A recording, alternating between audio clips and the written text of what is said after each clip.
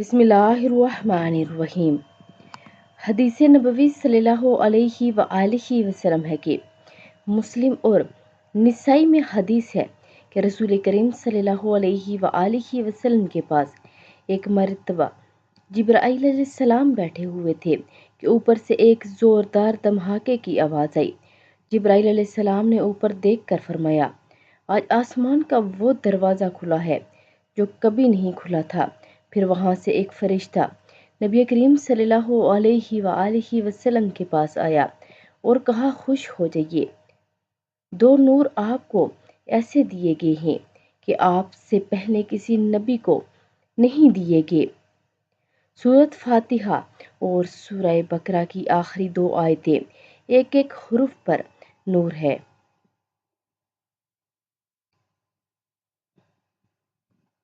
اگر ویڈیو اچھی لگے تو لائک، شیئر اور سبسکرائب کر دیں۔ جزاک